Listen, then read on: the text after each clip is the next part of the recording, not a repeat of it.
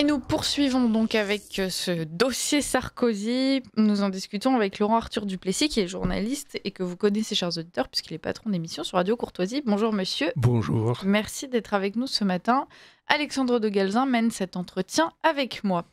Alors, donc, on le disait à l'instant durant le bulletin d'actualité, Nicolas Sarkozy a été reconnu coupable par la justice. Il souhaite poursuivre en appel, mais pour le moment, les mesures qui ont été prononcées à son encontre ne sont pas suspendues par cet appel. Et le tribunal n'a pas manqué d'expliquer que les faits qui étaient reprochés à Nicolas Sarkozy sont d'une gravité exceptionnelle, puisqu'ils sont de nature à altérer la confiance des citoyens, je cite. Alors, Laurent Arthur Duplessis, que pensez-vous de cette affaire? Et effectivement, est-ce qu'on peut imaginer que cette affaire est à l'origine du manque de confiance des citoyens, même si sur Radio Courtoisie, on serait plutôt partisan d'imaginer que la confiance des citoyens est abîmée depuis un long moment et pas seulement à cause de Nicolas Sarkozy? Eh bien, écoutez, je partage tout à fait votre analyse. Je distinguerai deux angles dans cette affaire Sarkozy.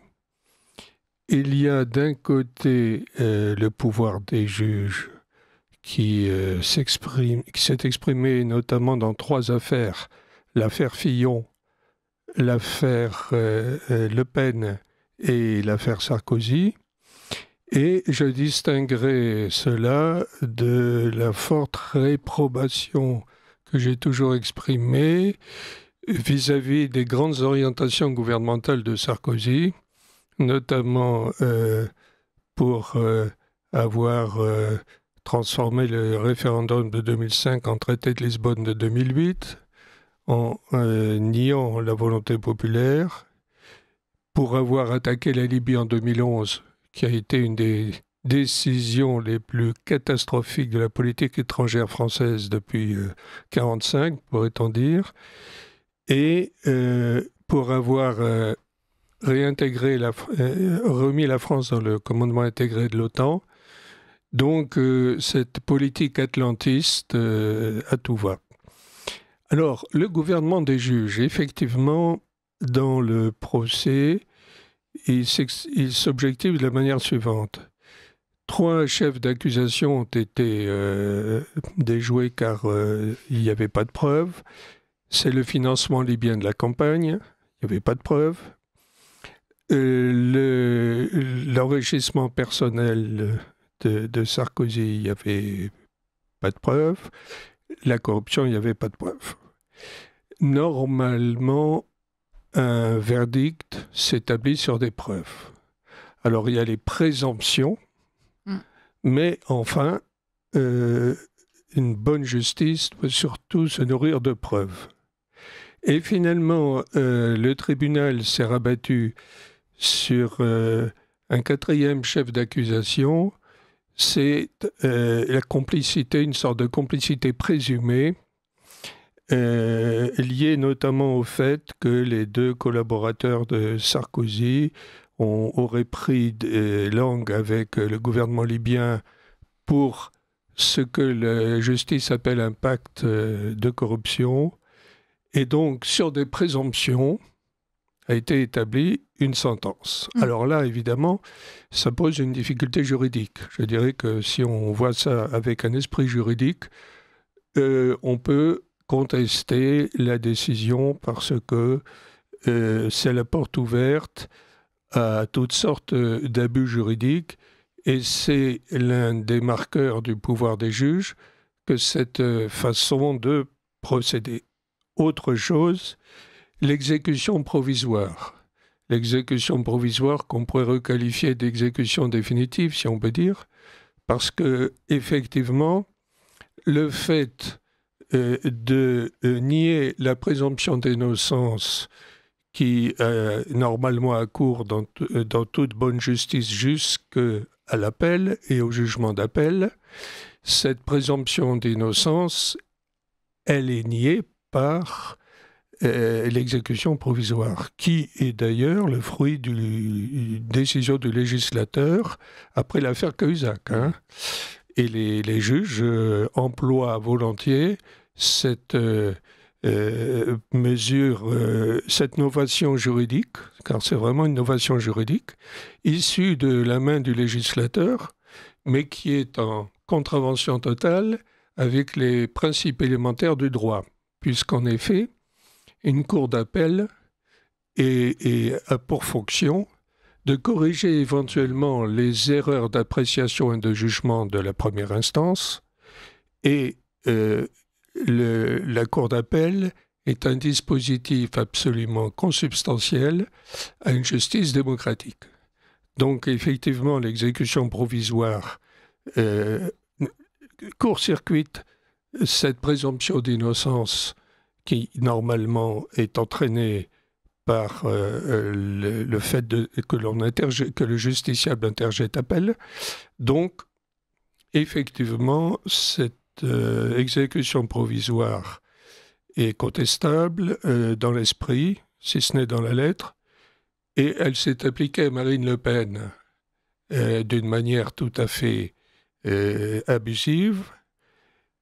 Quant à François Fillon, la précipitation calendaire des juges qui se sont précipités, qui se sont dépêchés de l'incriminer et de le juger en faisant déraper complètement sa campagne présidentielle, a manifesté l'esprit d'intrusion politique et l'esprit d'intrusion des juges dans le jeu politique de ce moment-là. Et c'est encore une manifestation du pouvoir de l'abus de pouvoir des juges en France. Et si on comprend bien simplement ce que toute cette affaire, pour revenir précisément à Nicolas Sarkozy, c'est que certes, toute cette affaire, donc rappelons-le, c'est le soupçon sur lequel Mouammar Kadhafi aurait financé la campagne de 2007 de Nicolas Sarkozy pour lui permettre d'accéder au pouvoir, en échange de quoi Nicolas Sarkozy aurait réhabilité Mouammar Kadhafi. Concrètement, on a l'impression qu'il y a le droit strict et la philosophie de ce droit, qu'il y a les peines qui ont été prononcées et le faisceau d'indices et les preuves réelles, et qu'en fait il y a une sorte d'écart entre le fait qu'on a l'impression que grosso modo à peu près tout le monde est convaincu que oui, il y a eu un financement libyen de la campagne et que Nicolas Sarkozy a fait une tractation avec Mouammar Kadhafi pour gagner en 2007, et en échange il y a eu un retour sur investissement de la part de Kadhafi. On a l'impression que tout le monde est à peu près d'accord pour dire que ça s'est passé, et donc que Nicolas Sarkozy dans le fond n'est pas innocent, mais simplement qu'il n'y a pas tous les éléments juridiques nécessaires pour réussir à le prouver, et donc qu'il y a cet écart entre le fait que tout le monde sache, le fait qu'on ne puisse pas le démontrer exactement, et que donc la peine qui a été prononcée, certes, est lourde, mais c'est quand même une peine, on l'a dit, pour association de malfaiteurs, c'est ça ? Oui. Pour association de malfaiteurs, qui est quand même le chef le plus faible, entre guillemets, qui existait parmi les 4 chefs que vous avez décrits, et la peine la plus lourde pour ce chef le plus faible, et quelque part, c'est une forme de justice un petit peu qui tronche avec les canons habituels de la justice pour faire en sorte que Nicolas Sarkozy ne s'en tire pas avec rien, uniquement parce que on sait qu'il y a Ziad Takedine qui a fui la justice, qui est mort d'ailleurs il y a 2 jours, que en fait on connaît toutes les méthodes pour échapper justement à la justice mise en place par ces politiques. Est-ce que c'est pas finalement une vraie justice qui a été rendue, mais en dehors des méthodes habituelles de la justice ? Oui, alors effectivement, vous avez raison de faire ce distinguo entre l'intime conviction de beaucoup de monde, y compris des juges, et les arcanes du droit, je dirais, sous l'éclairage du classicisme juridique. Effectivement, on peut dire que cette intime conviction répond probablement à une réalité. Et le problème, tout de même, c'est que si le droit dérape de plus en plus dans des artefacts juridiques, c'est-à-dire du point de vue strictement de la science juridique, c'est un peu un artefact qui a été employé.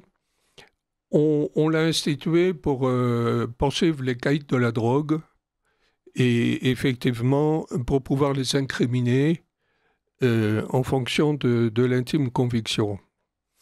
Néanmoins, si ce procédé juridique se généralise trop, ça peut être quand même la porte ouverte à des dérapages et à des excès.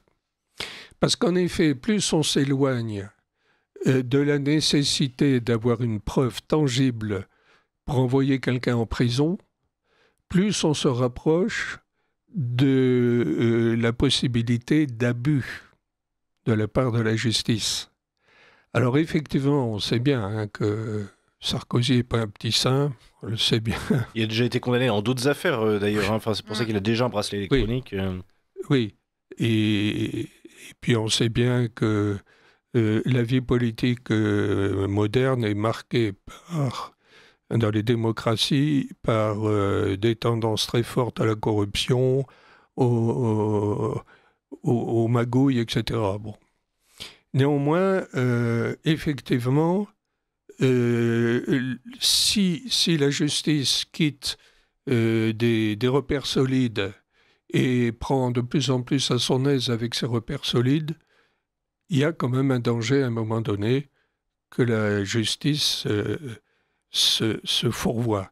Alors, on a vu pour Marine Le Pen comment les juges, alors là c'est une affaire d'un autre ordre, mais comment les juges pratiquent tout de même, on peut dire, l'abus de pouvoir. Et on l'a vu aussi, comme je disais tout à l'heure, avec François Fillon, comment il pratique l'abus de pouvoir. C'est-à-dire qu'il y a tout de même une coloration politique dans le personnel judiciaire que le mur des cons avait parfaitement exprimé en son temps. Et cette coloration politique, elle est préjudiciable à une bonne justice. Et on a l'impression qu'aujourd'hui, c'est même interdit de critiquer les décisions de justice. Et tout le monde, à chaque fois qu'on dit que c'est une mauvaise décision de justice, alors sur l'affaire Sarkozy, on ne dit pas que c'en est forcément une mauvaise, mais en tout cas, de manière générale, quand on critique une décision de justice, on a l'impression que on a tous les plateaux RTL, RMC et des médias de grand chemin qui, en fait, vont dire que c'est une horrible atteinte à la démocratie et à l'état de droit.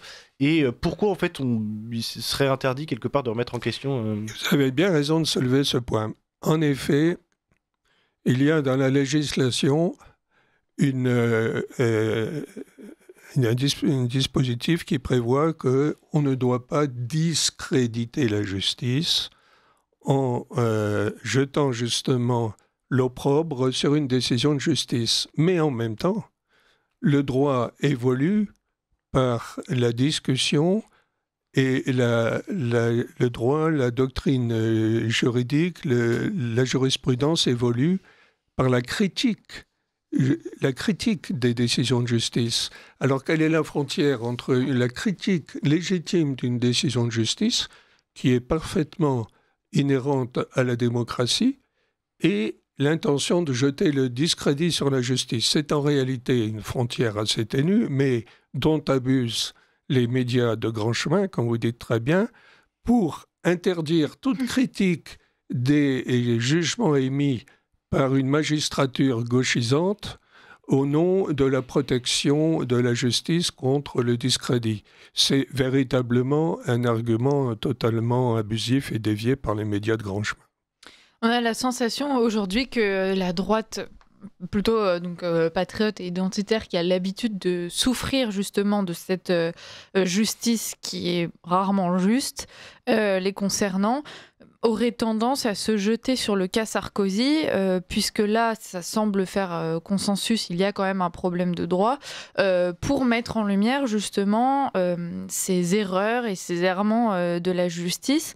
En réalité, je pense que l'un des dangers aujourd'hui, c'est justement de se servir de la figure de Nicolas Sarkozy comme une sorte de martyr de la cause. Et donc, là où en fait la droite a déjà de toute façon ses propres martyrs et n'a pas besoin de choisir la première crapule venue pour pouvoir justement mettre en lumière ces faits-là. Alors pourquoi est-ce que Nicolas Sarkozy, d'un coup, apparaît comme plus intéressant médiatiquement pour pouvoir soulever ces problèmes-là, alors qu'on avait déjà en fait de quoi le faire.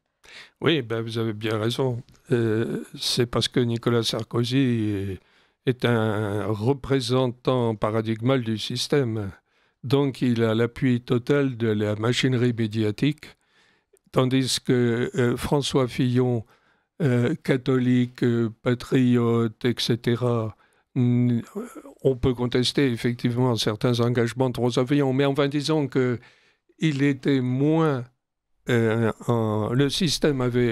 médias du système avaient moins de sympathie pour lui, disons, que pour Sarkozy. Sarkozy, son atlantisme frénétique, ses grandes orientations pro-américaines, et tout ça, cela fait de lui un homme politique parfaitement intégré au système.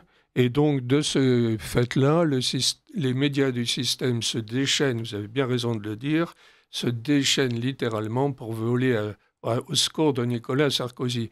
Ils se sont beaucoup moins déchaînés pour venir au secours de François Fillon, et encore moins pour venir au secours de Marine Le Pen. Et pourtant, en ce qui concerne Marine Le Pen, l'abus de pouvoir des juges est absolument exorbitant.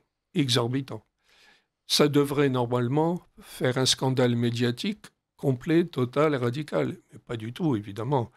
Il n'y a pas du tout un pied d'égalité dans le traitement médiatique du cas Le Pen et du cas Sarkozy. Pour la raison, donc, que Sarkozy est une pure émanation du système. Et puis il y a le fait qu'il soit un ancien président, ça c'est quelque chose qui met beaucoup en avant, en expliquant qu'il a été un ancien président de la République et que quelque part, ça devrait un petit peu l'immuniser contre justement toutes les décisions de justice. Est-ce que, dans le fond, malgré l'abus de pouvoir des juges qu'on contestera évidemment pas, c'est pas aussi une bonne chose, cette judiciarisation de la politique ?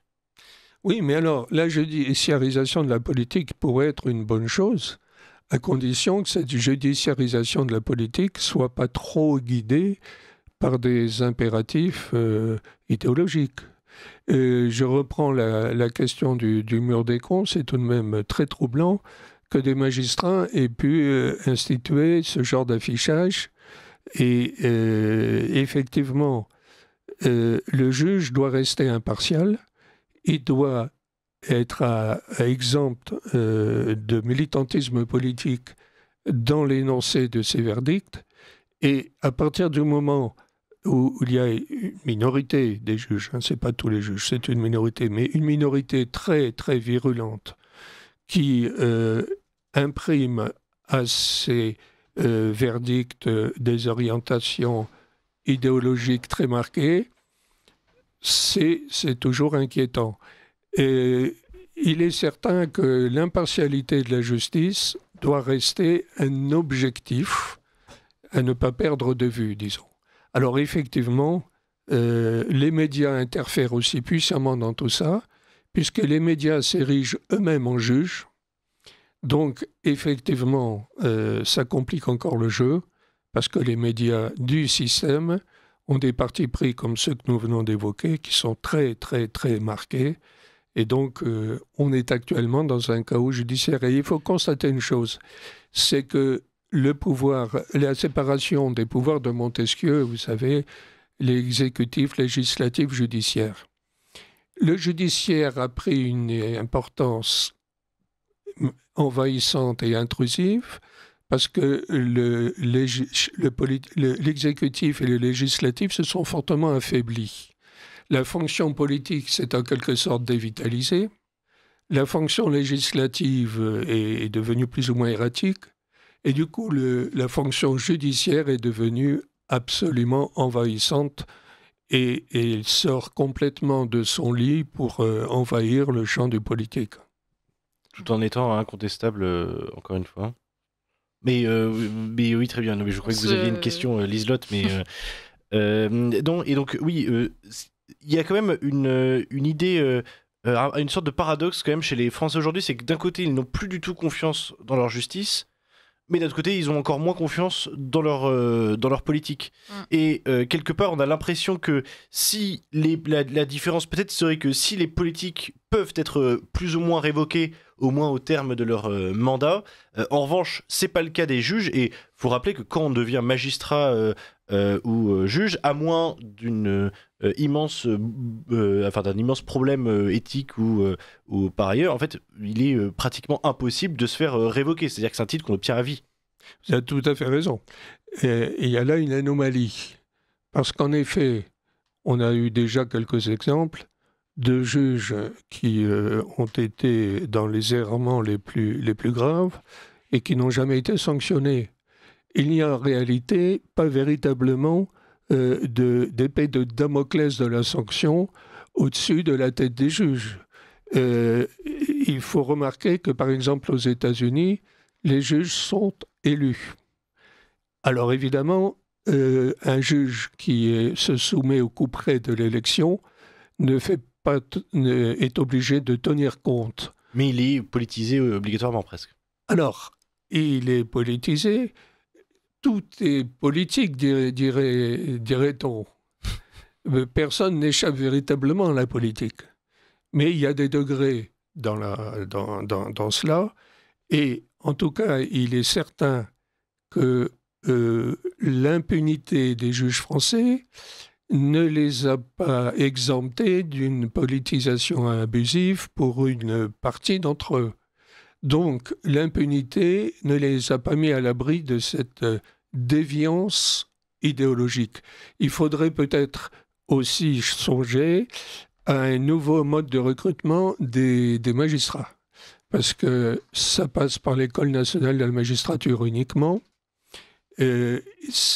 Cette école est quand même très fortement teintée d'idéologie gauchisante, et il faudrait sans doute aussi diversifier les modes de recrutement en allant pêcher du côté des avocats, par exemple, et d'autres professions, quitte évidemment à faire passer ces nouveaux éléments par un sas de formation juridique pour donner les compétences nécessaires. Peut-être qu'on pourra évoquer ce sujet une prochaine fois, mais en tout cas, merci beaucoup d'avoir été avec nous ce matin. Et je repasse la main à Liselotte cette fois-ci. Merci Laurent Arthur Duplessis, merci Alexandre de Galzin. Je crois que ce qu'on peut conclure, c'est comme on le disait, les Français n'ont pas attendu le cas Sarkozy pour perdre leur confiance envers le système juridique et politique du pays, mais espérons que ça change. Merci Laurent Arthur Duplessis pour cette analyse et donc à très bientôt sur Radio Courtoisie.